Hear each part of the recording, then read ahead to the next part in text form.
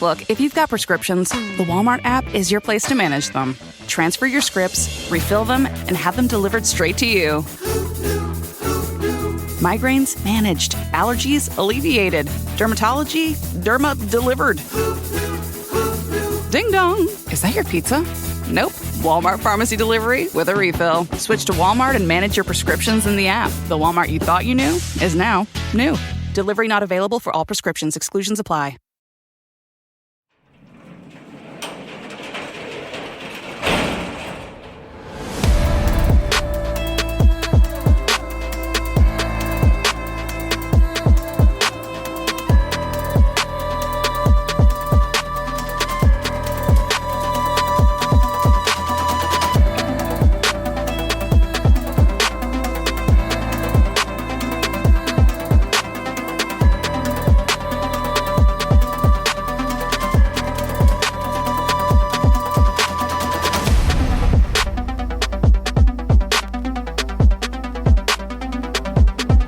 Welcome to True Crime Garage. Wherever you are, whatever you're doing, thanks for listening. I'm your host, Nick, and with me is a man doing this show today because his car won't start. Here is the captain. Somebody told me you have to put some gas in it. It's good to be seen and good to see you. Thanks for listening. Thanks for telling a friend.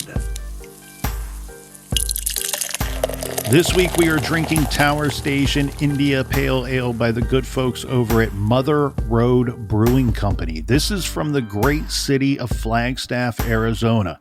This is an unfiltered IPA with aromas of tangerine and pineapple. They used Pilsner and pale malts, and you get a nice grapefruit peel and pine finish. ABV, 7.3%, garage grade 4 and 3/4 bottle caps out of 5. Let's give some thanks and praise to our good friends who helped us fill up the old garage fridge for this week's shows. First up, a shout out to Patricia Fesperman from Asheville. And a big We Like Your Jib goes out to Denise and Celeste, Texas. Next up, Captain, we have a cheers to Caitlin Wiltsey from Milford, New York. And last but certainly not least, we have a double-fisted cheers that goes out to the Pacific Coast, to Rich and Marissa in Newburgh, Oregon. Everybody we just mentioned, they went to truecrimegarage.com, clicked on the pint glass, donated to this week's beer fund, and for that, we thank you. Yeah, BWRUN, beer run for everything true crime. Check out truecrimegarage.com. While you're there, sign up on the mailing list. And Colonel, that's enough of the business. All right, everybody gather around, grab a chair, grab a beer. Let's talk some true crime.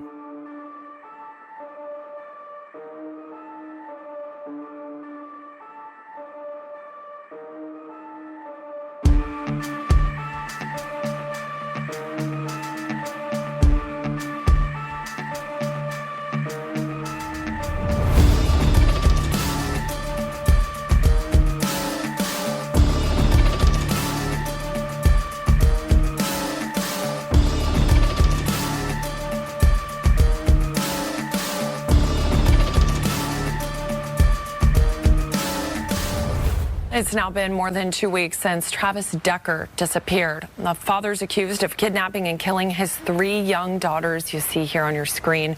And as the search for him continues, we're hearing his voice for the first time. Your Honor, I think it's important that these girls get the opportunity to be with their dad. I also think that it's important for them to understand a little bit about the world. That audio was recorded from a custody hearing in September of last year. Now, during that hearing, Decker was fighting to keep custody of the girls on weekends. He also claimed he never did anything unsafe with them. Now, yesterday, lawmakers, community members, and advocates gathered in Seattle to hold a moment of silence for Peyton, Olivia, and Evelyn, and called for stronger child safety laws and changes in how Amber Alerts are issued. Kathy Sherlock's 7-year-old daughter, Kaden, was murdered by her father during a court-ordered unsupervised parenting visit 7 years ago. And despite her efforts, an Amber Alert was not issued in her daughter's case. She's since created Kaden's Law, a federal act to keep children safe from family violence. It's now in 10 states, but not here in Washington. Maybe if I was here to show up to the Olympia State Capitol, that maybe these little girls would be here. My heart is broken for the Decker family. I send my love to Whitney and everyone involved.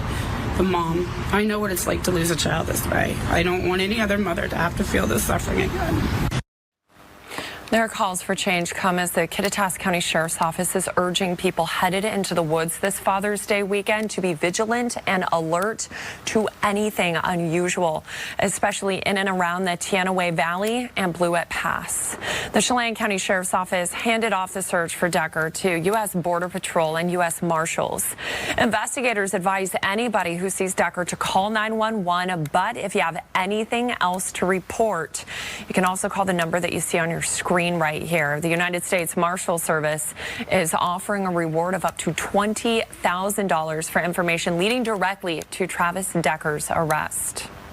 The public, meantime, is invited to honor Peyton, Evelyn, and Olivia at a memorial planned next Friday at Rocky Reach Park in Wenatchee. Organizers are encouraging everybody to wear pink, purple, and green because those were the girls' favorite colors.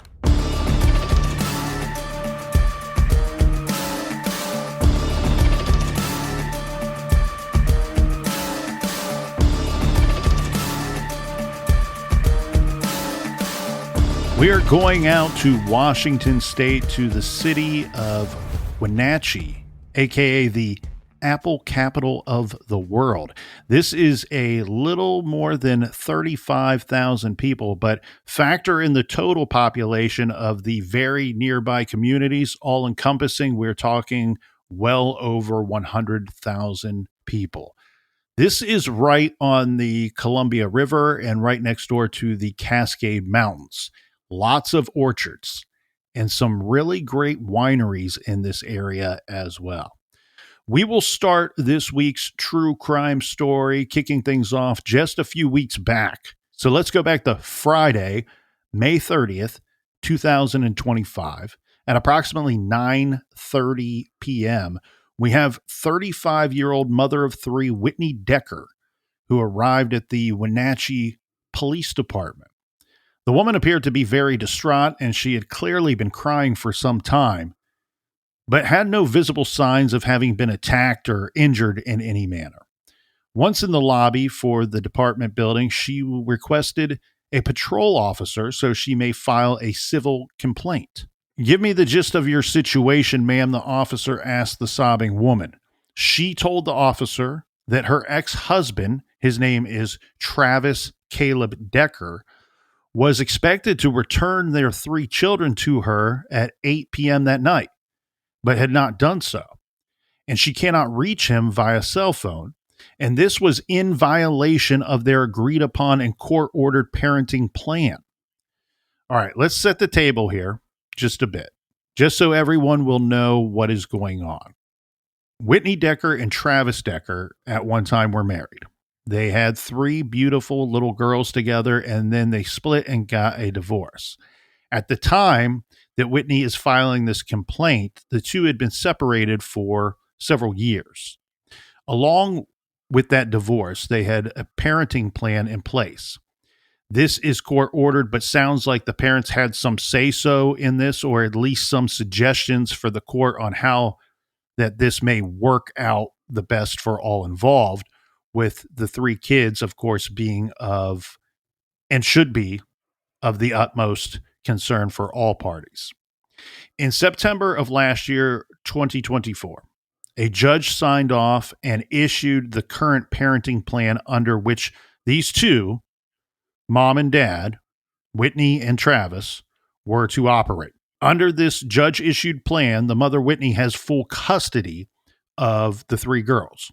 With dad, Travis, he has a visitation that is allowed every other weekend, with specific hours of visitation set for Fridays between the hours of 5 a.m. to 8 p.m., Saturdays from 11 a.m. to 7 p.m., and then Sundays from 9 a.m. to 7 p.m. I will say this is from an affidavit that was filed with the court, so I have to go, when you have a court document like this, you cannot say 100% that every word, every period, everything in this document is 100% factual.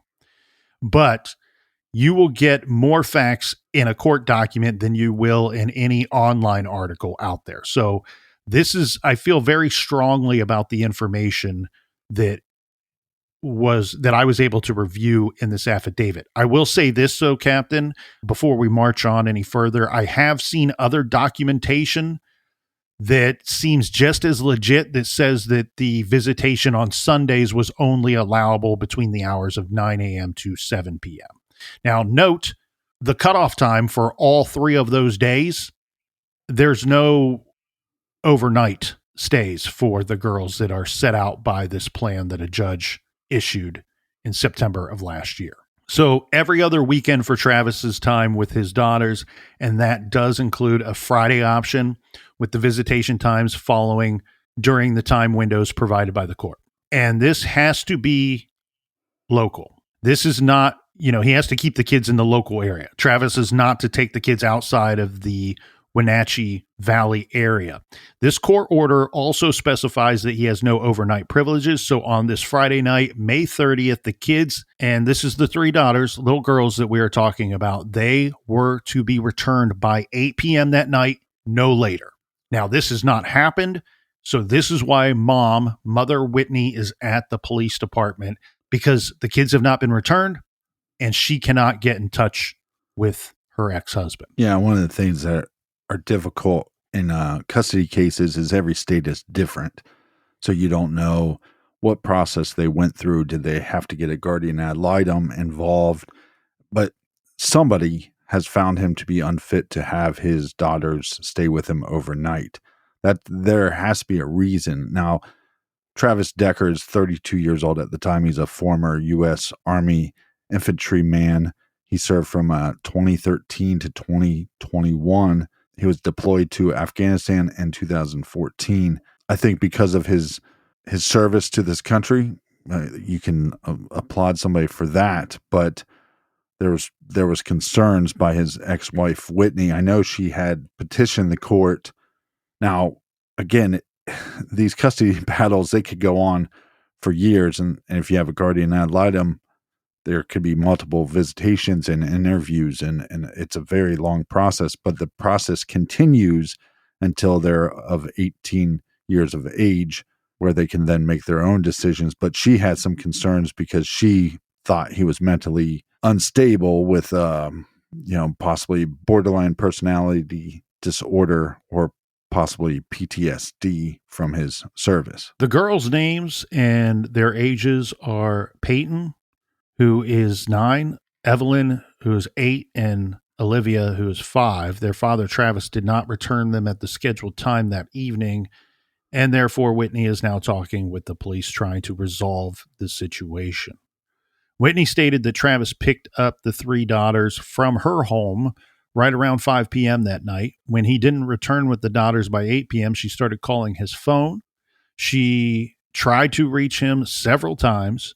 She reported that when she called Travis's cell phone, all these calls are going straight to voicemail, typically an indicator that the phone is either A, shut off, or B, without service at that time. But Whitney's concerns do not end there. She also reported that Travis has been experiencing some problems lately. And this is to echo some of what the captain has already presented. Whitney is saying that Travis is having some mental health issues. She said he didn't have a stable residence and he is basically homeless at this time, but had been staying on and off at motels and campgrounds. Because of his lack of a place to live, she didn't have any real great idea about where to start looking for the girls. So if Travis does not answer his phone, or for some reason cannot answer his phone, the only real viable options here is that Mama Whitney is driving around aimlessly looking for them and or getting the police and other people involved. All right, so this is not good, but as a parent, look, it's still early on, and you're hoping that there is some kind of mix-up or that some non-threatening event has slowed them down from getting home. But then you have this is where my mind and heart would be racing. You have zero, no communication, thus signaling that there is very likely something very, very wrong. Travis has not called me. I can't get a hold of him. I know it's early on, but I understand her level of concern here. We should also mention here, Captain, that Whitney told the officer that this was not typical. Travis has never done this before. He has always returned the girls on time. So this seems to be out of character, or at least out of character per their arrangement thus far. Do we have any idea of how long he's been without a home? That's a good question, and it's been reported several different ways. Going to some of the court documents and documents that have been filed by different law enforcement agencies in this case, it appears that this was an ongoing situation. It wasn't very recent, and may have been going on as long as the latter part of last year of 2024. Now, I do want to be clear here to the listeners that I don't have a great idea of exactly when he was without a stable residence or consistent residence. But that would be concerning. I mean, you were married to somebody, they spent time serving this country. He doesn't have a place to stay. I mean, even if there's a lot of people that get married and it doesn't work out, but they don't hate the person. They don't want to see them suffer. They don't want to see the individual without a home. Especially when you have children with this person. I mean, it's easy to cut ties when you don't have ties, right? And the ties that bind are these 3 children, whether your heart has a space for this man or not. Yes, it appears that she does have concern for him, even without the children being involved. He does have regular work, though. He has a job. I know that. Now, is it seasonal? I can't say. I don't know exactly what he was doing for a living during the time that they've been split up, but the reports are all consistent that he was working. So let's go back to the police station here on that Friday night. We have Wenatchee police officer. This is Corporal Gonzalez. Corporal Gonzalez has the information, took the report from Whitney. Now, this is your first thing, right? A woman comes in distraught. She's crying. You very quickly have to sort out, is this lady just some rando person in here that's crazy reporting something that's not even real? Or do I need to jump into action right away? So the very first thing you can do is you call the cell phone number that she provides to you, that she says belongs to Travis. So Corporal Gonzalez calls Travis's cell phone. As Whitney said, the phone goes straight to voicemail. The outgoing message on the phone, it is a message identifying the phone as Travis's. So very likely a message that says something of the nature of, you've reached Travis, or you've reached Travis Decker's phone. Please leave a message, or I'm not available at this time. The officer immediately can identify that the number that she says that belongs to her ex-husband, Travis Decker, the outgoing message confirms that. From an investigator standpoint, this is pretty easy stuff, right? You now know that this missing persons report is very likely legit. So missing persons report ×3 or ×4 if you wish, if you want to include Travis in that. But the 3 you are concerned about, due to the ages, most are the children. But due to their ages, most likely, if you're going to find them, you're going to find them together. Most likely you're going to find them with their father, unless something terrible has happened. So you're looking for Travis. That's your first move as an investigator. And what do we always want, Captain? We want that breadcrumb trail. When you don't have a crime scene, which we don't have one here, where are you going to find that first little piece of the breadcrumb trail? That first breadcrumb to start your trail to where you need to go? Simple. Digital footprint and or paper trail. We have identified his phone.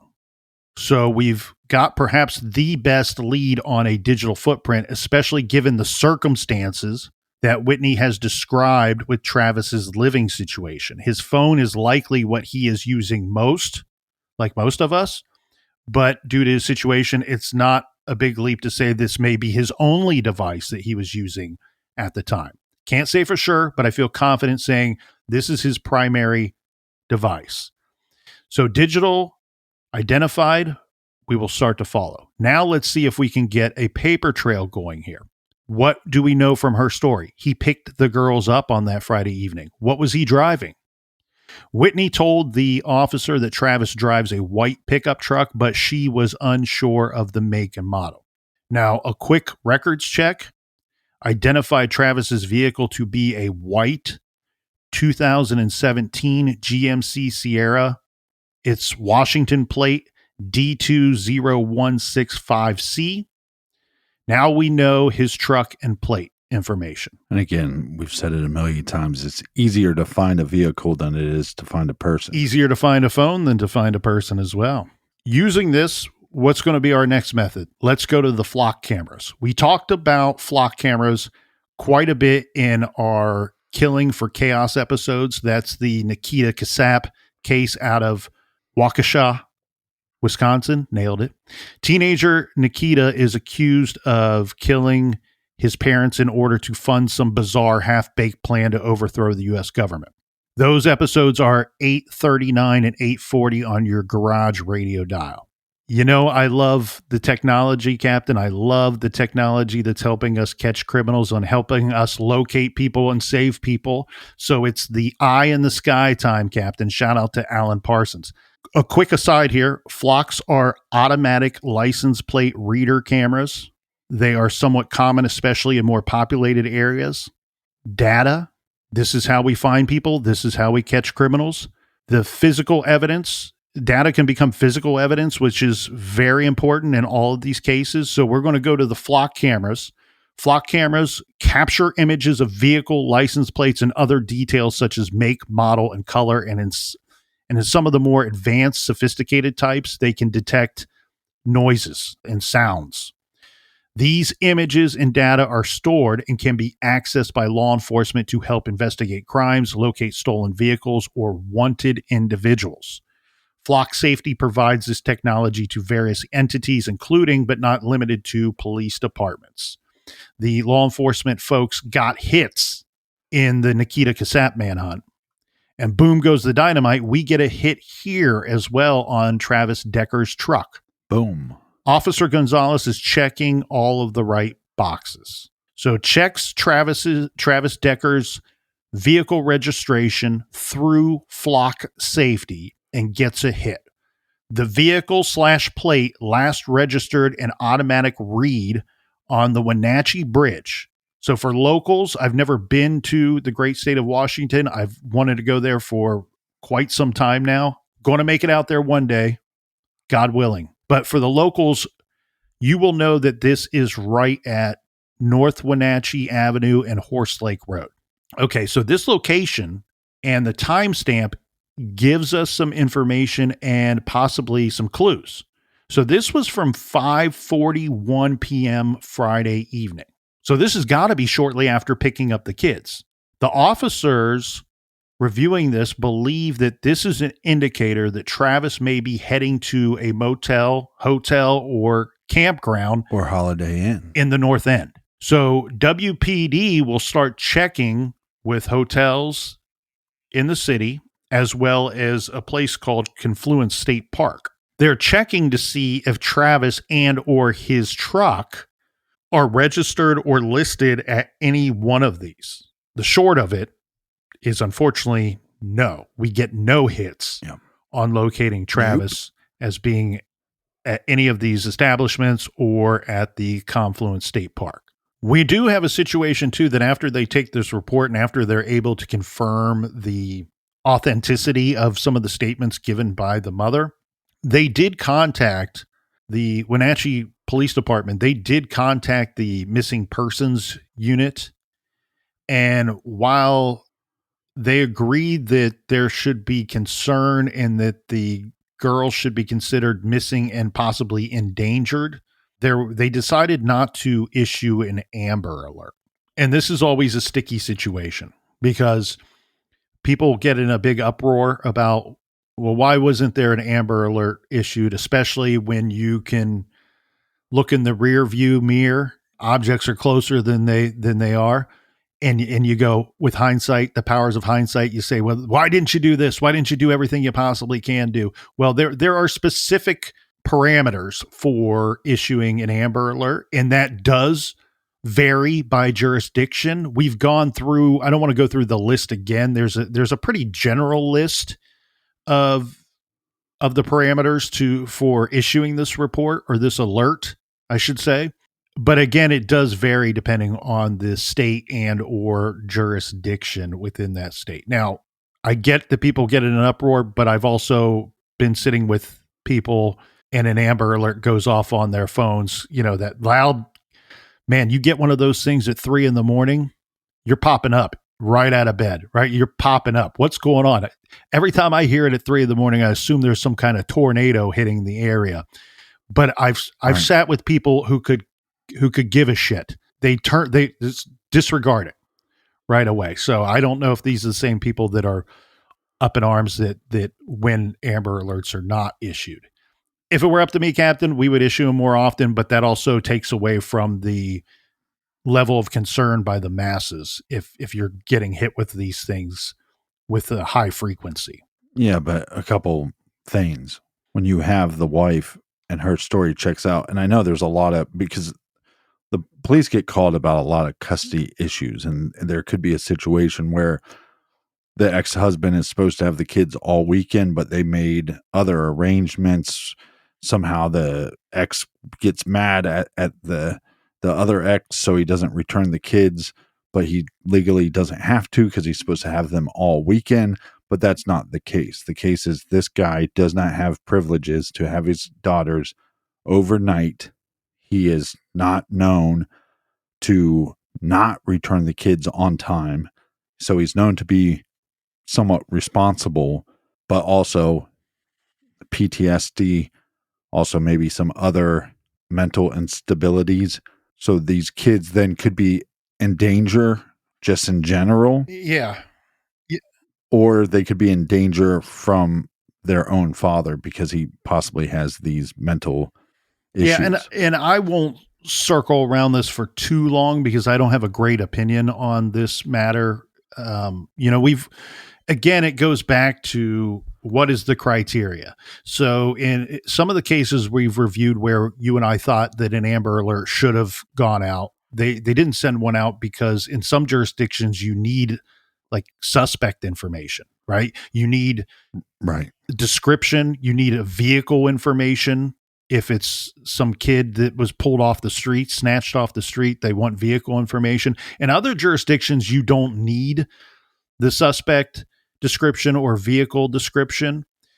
Here, obviously, if you want to say that the ex-husband should be a suspect, at least it's very easy to say that he is the one responsible for returning them and has not done so. You clearly have his information, so that's not the hiccup here. Apparently here the hiccup was that when they reviewed this with the missing persons unit, and this is a different outfit too. The missing persons unit that they contacted, the Wenatchee Police Department, they contacted the state police because I'm guessing that in Washington, it's the state police that would issue the Amber Alert. And in many states, it is the state police that do this. So the state police, from my understanding, not trying to throw anybody or any particular outfit under the bus, from my understanding, it was the state police that said, well, we don't want to issue one because we don't have obvious and clear evidence that suggests that they are in danger. But it's weird because at the same time you have the information coming out that they're immediately listed as missing with possible endangerment. And I don't know. There's no great way to. I love that we have the Amber Alert system and I would never go back from not having it, but it, like many other things we do, is still flawed. And there's still room for improvement. And I hope that each state will review this and continue to improve on the Amber Alert. Now, we do need to point out here that by Saturday morning, Travis has still not returned the 3 girls home to their mother. There has been 0 communication from him. No one can reach him. No one can locate him or the children. We have no additional hits on his truck at that time. One of the kids had an event scheduled for that morning. She was not back in time for this event. The situation is getting more dire with every passing hour.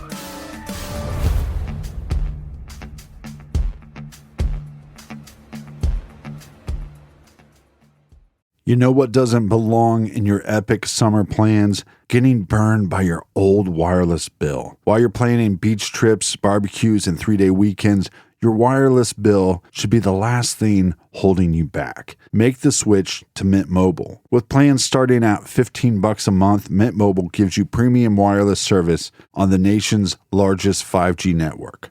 All plans come with high-speed data and unlimited talk and text. The coverage and speed you're used to, but way less money. Ditch overpriced wireless and get 3 months of premium wireless service from Mint Mobile. So while your friends are sweating over data overages and surprise charges, you'll be chilling, literally and financially. I love Mint Mobile. It's the best wireless service I've ever had. Better than my old provider. And the big difference is I'm saving probably, I don't know, maybe $100, maybe a little more than $100 every month with Mint Mobile. If you want top-notch quality, but a service that's going to allow you to save money, check out Mint Mobile today. This year, skip breaking a sweat and breaking the bank. Get your summer savings and shop premium wireless plans at mintmobile.com/TCG. That's mintmobile.com/TCG. Upfront payment of $45 for 3-month, 5GB plan required, equivalent to $15 per month. New customer offer for the first 3 months only, then full price plan options available. Taxes and fees extra. See Mint Mobile for details. Check out mintmobile.com/TCG today.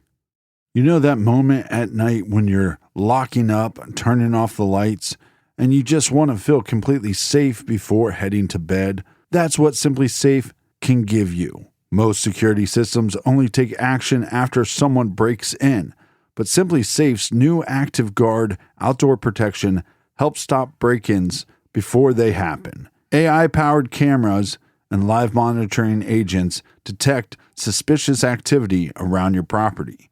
If somebody's lurking, agents talk to them in real time, turn on spotlights, and can call the police, proactively deterring crime before it starts. This is why we love Simply Safe. Simply Safe can deter crime before it starts. Protect yourself and protect your loved ones with Simply Safe. We love Simply Safe. We use Simply Safe to protect our homes and the garage studios. Give yourself some confidence while protecting you and your loved ones with Simply Safe. Visit simplysafe.com/garage to claim 50% off a new system with professional monitoring plan and get your first month free. That's simplysafe.com/garage. There's no safe like Simply Safe.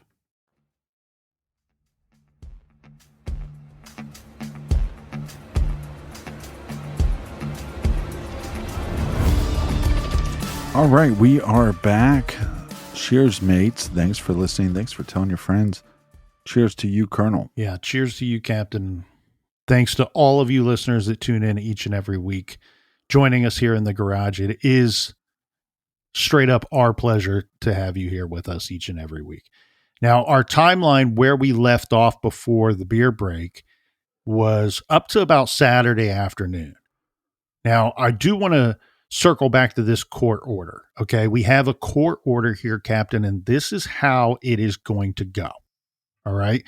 Travis failed to return the girls by the Friday, May 30th, 8 p.m. cutoff. Then, moving our timeline forward, he failed to return the girls by Saturday, May 31st, 7 p.m. deadline. And then again for a third time, Sunday, June 1st. And now this report states that the cutoff for that would be 5 p.m. The mandatory return time was 5 p.m. on Sundays. This brings us to Monday, June 2nd here, Captain. At 9 a.m., Travis Decker did not show up for his job, did not show up to work. Police are now speaking with Travis's boss. The boss noted some mental health concerns, not specific, but kind of backing up what Mother Whitney was telling the police. And then we have all weekend long, the phone is going straight to voicemail. And then this is true for Monday morning as well. And thus, we get a probable cause arrest warrant requested and granted by Judge Robert Jordan for the arrest of Travis Decker for 3 counts of custodial interference in the first degree. But like I was saying, these custody issues, they get difficult because not everybody that is involved in a custody battle or a custody issue are they always honest with the court system.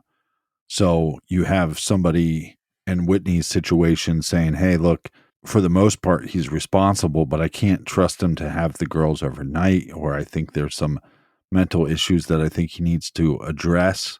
And then maybe the custody situation can change, or the custody schedule can change. But these courts hear so many lies that you have to go through every claim, and there has to be a checks and balance system.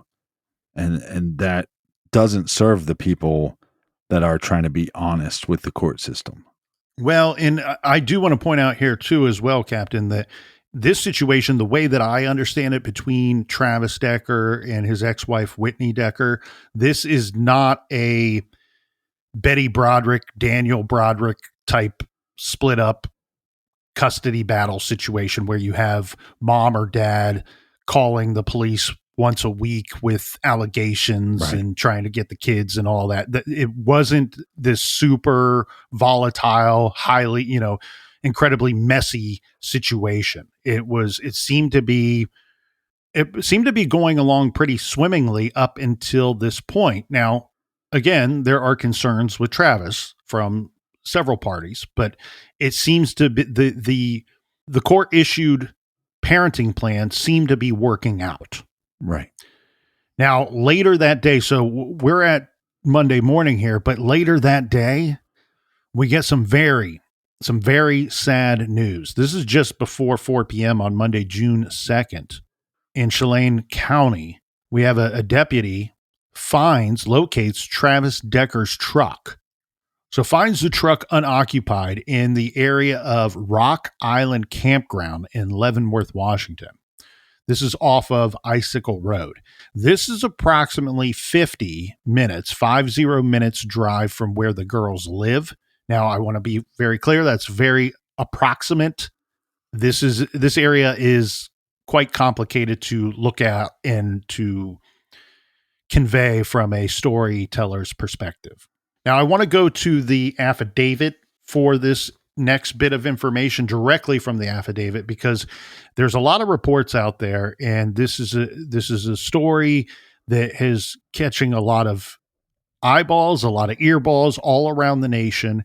And when there's a rush to report, you got to be concerned about the reporting. I've seen a lot of great reporting on this case, but there's also some stuff that you have to sift through because there is speculation, especially with the early reports coming out.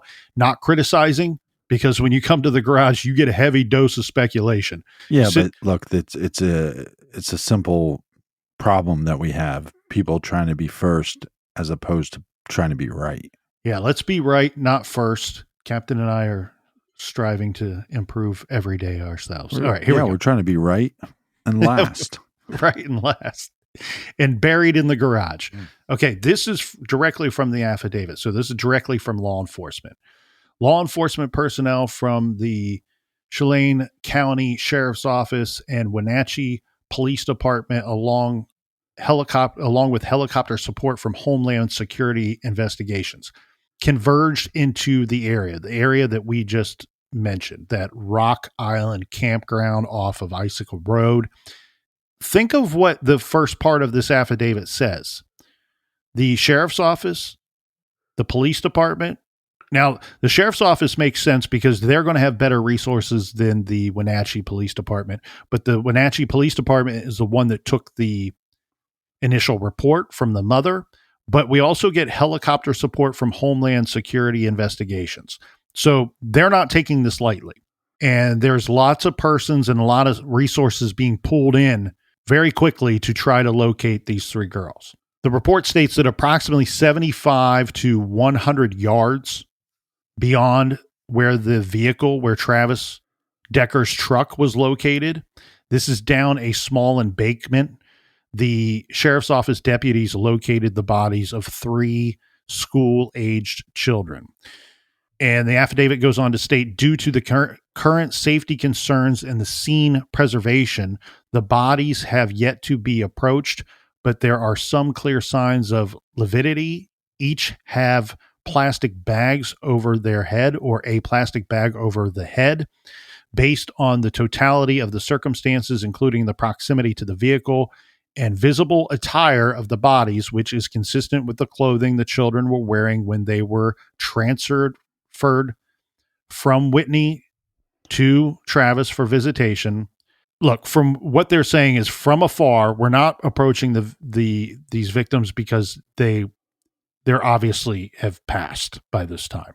Right. And we're limiting they probably sent personnel. My guess would be 1 person in there to confirm this, because in case they could be helped or could be saved, you got to send somebody in there, but you're sending limited personnel in there, whether it be 1, 2, or 3 persons.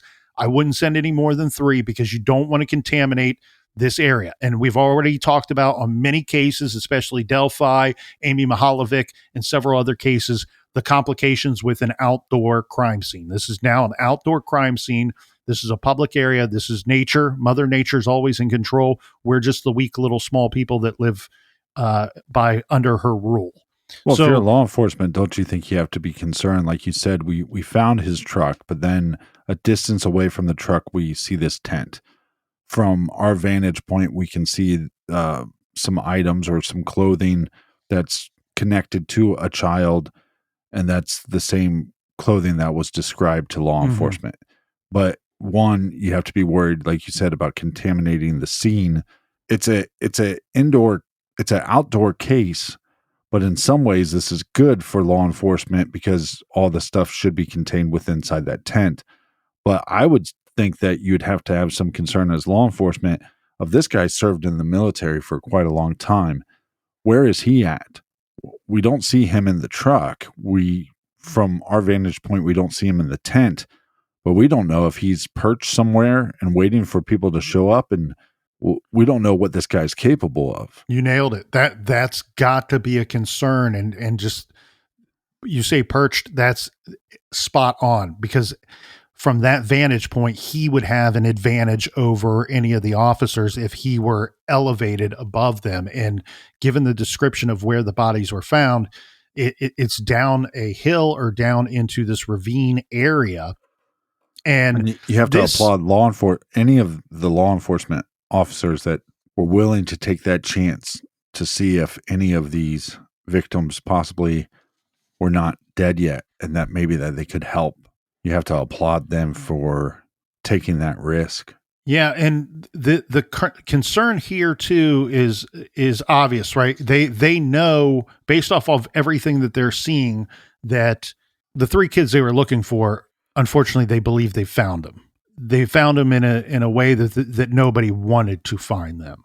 But for the purpose of this document is being filed and requested to be granted at 9 a.m. the following morning. So this is less than 24 hours after the discovery of the truck and these 3 bodies. So you have to be factual when you are asking for a judge to sign off on something, and they're just simply giving them the facts as they understand them at the time of this filing. So they're going to do their due diligence later to confirm, which would probably be taking place that night and early in the morning on June 3rd, to confirm that the 3 victims are who they think they are. And unfortunately, it turns out to be just that. Now, what is the purpose of this filing? Well, they're filing another arrest warrant. They're seeking another arrest warrant for Travis Decker upon finding the truck and the bodies, because they're now seeking a murder a triple homicide arrest warrant as opposed to the child custody interference warrant that they already had from Monday morning. It's so sad to think Travis Decker serves this country, goes to war. Anybody that wants to protect my freedoms is a hero. Something happened. Something snaps. Something's not right mentally. Or I keep telling people, the more we do the show, the more I realize there's just evil in this world and there's good. And sometimes it doesn't seem like the good is winning out. But you have 3 daughters, 9 years old, 8 years old, and 5 years old. And we find them zip tied and suffocated with bags on their head. It's just, you can't imagine what the hell is going on in this guy's head. Yeah, there's nothing about this story that is good at all. And it's one of those, man, that's the tightrope that I was walking all week long looking into this, because like you said, somebody that protects our freedom, somebody that serves the country, somebody that goes overseas and does something that none of us really truly want to have to do, defend our lives, defend our countries, defend our families, but would do when called upon. But it's also one of those things, man, it's hero status is earned, but it can be taken away. Yeah. You can lose hero status. And I will say that the one thing that I found to be compelling and to be insightful was the sheriff of Chelan County, who says, this is Sheriff, I believe his name is Michael Morrison. And he said that we went through the definition of a soldier multiple times in our coverage, Hate American Made, when we got to Timothy McVeigh. And one of the parts of being a U.S. soldier, an American soldier in any branch of our military, is to serve with honor. And the sheriff Sheriff Mike Morrison points out that nothing that this man is accused of is honorable in any form or fashion. And so he has a hard time referring to him as a soldier, because he thinks, as he stated, it completely takes away from what all of those other soldiers have done for our country and for each and every one of us. And I can't even begin to imagine what Whitney is feeling through all this. I mean, purely, this is simply innocent lives that didn't need to be lost. So we talk regularly. We regularly cover senseless murders and senseless killings. This goes beyond the definition of that. This is incomprehensible.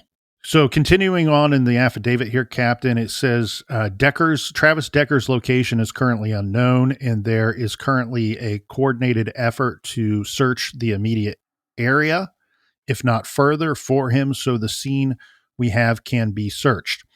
Around the vehicle, along the way to where the children were located, officers/deputies located zip ties and plastic bags strewn throughout the area. The tailgate of the pickup truck also has what appears to be 2 handprints of blood on them. The truck has personal items to include. So like you pointed out, tent, find some items in the tent. They find some of these items strewn about the area, but we're also going to have the inside of the truck that's going to contain some personal items as well. And the items that they chose to list here for the purpose of this document were blankets, car seats, food, miscellaneous items, a wallet, and they state that the wallet was found on the center console. I'm not seeing it, and we'll continue on here, but I've seen several reports that his cell phone was found inside the truck. Yeah, it seems like he has taken off, but how much did he take off with? I mean, you would probably have to assume, because he was a soldier, that he owns firearms. So did he take off in the woods with a backpack with a bunch of supplies and guns, or that I think that becomes a difficult thing for law enforcement is what his motivation for taking off.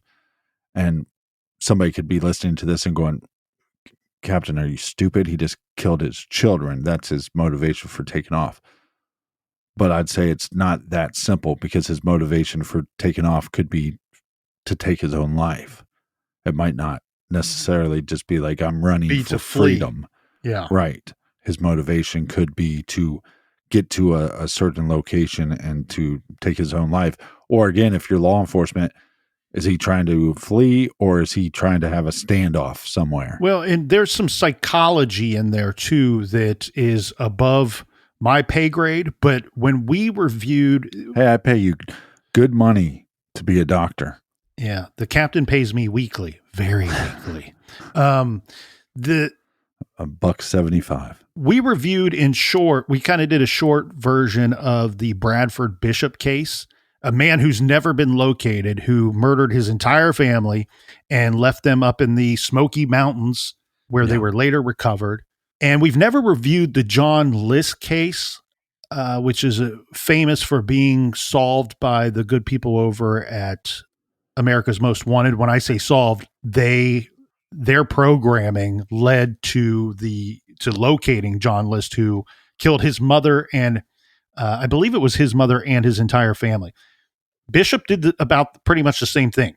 Killed his mother or her mother and the rest of the family. Now, when I say there's some psychology involved there, persons that were interviewed to review those cases that are doctors have stated that the thought is, okay, this man, husband, father, sets out to do this plan of leaving his family or killing his family and then leaving because he killed them.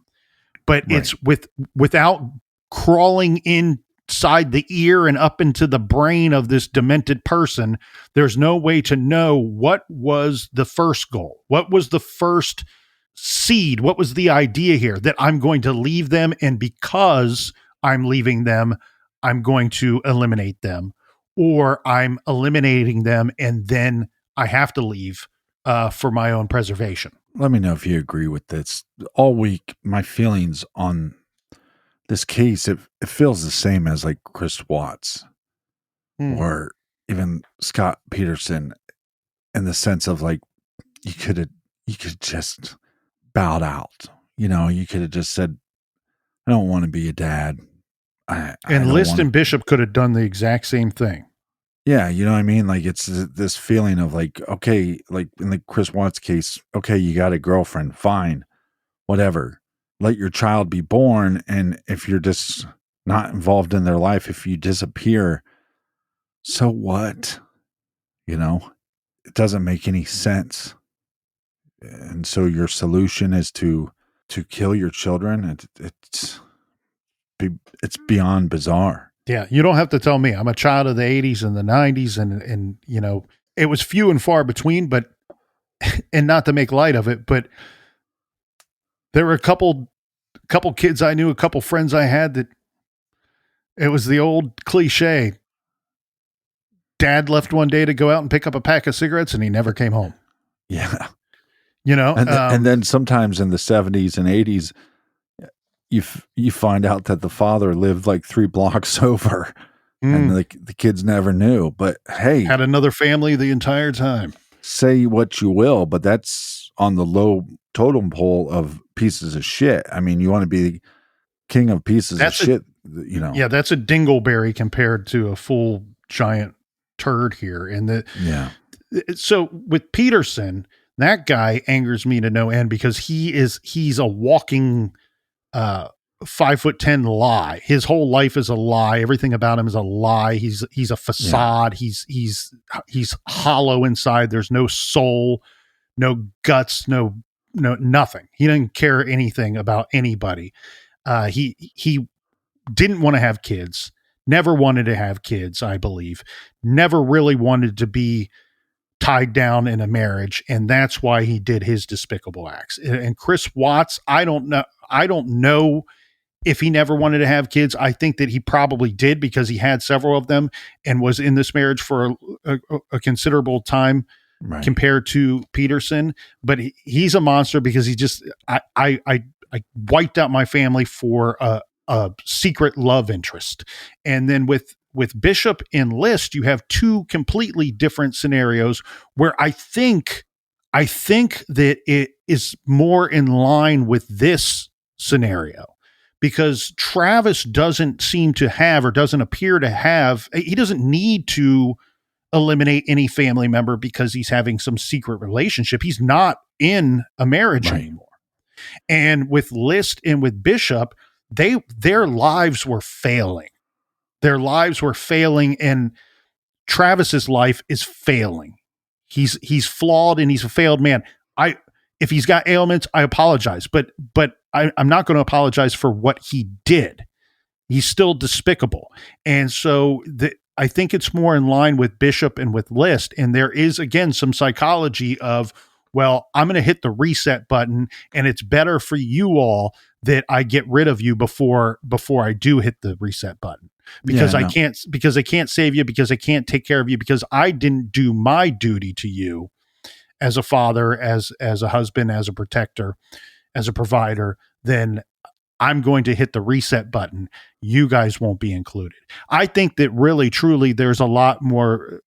Let's take the psychology out of it, and let's take the potential psychosis out of it, and all of these situations that we just discussed.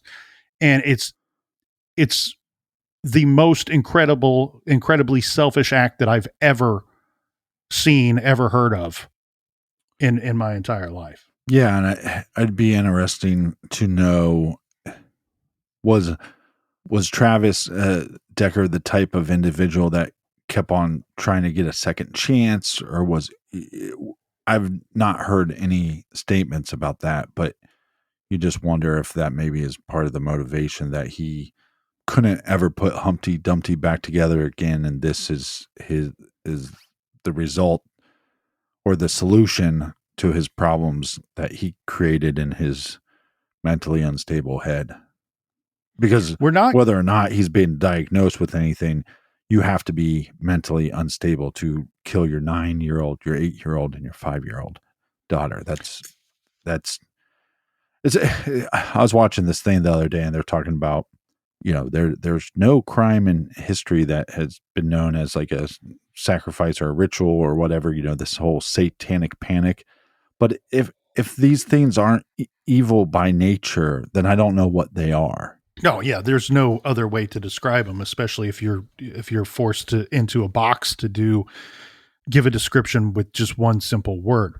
I'll continue on this affidavit here. It says, during the search of the area, an abandoned camp was located nearby with signs of recent activity. The camp consists of a fire pit, tent, cooler, and within a short walk from where the vehicle and bodies were located. Let's go to the cell phone record information that is listed here. It says that Travis Decker's cell phone information showed that he likely traveled to the area. So to this specific area where his truck and the bodies were found, that he had traveled there on Thursday, May 29th in the evening.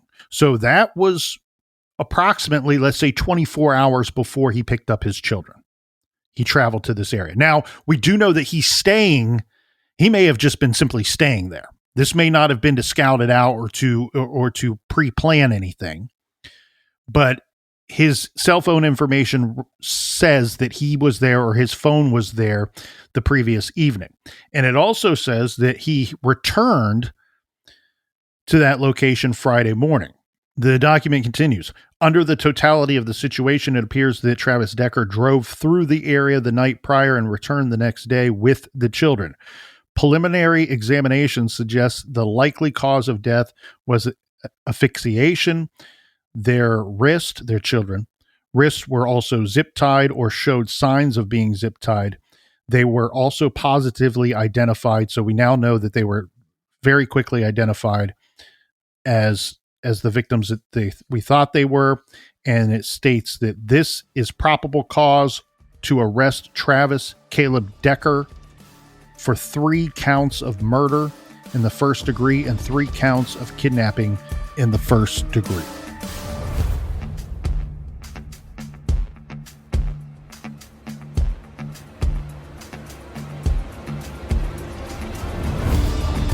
If you'd like to support True Crime Garage and get something back in return, go to truecrimegarage.com, go to the store page, use our promo code GARAGE2025 for 25% off. That code should work for the next 2 weeks or so. Stick around for part 2, and until then, be good, be kind, and don't litter.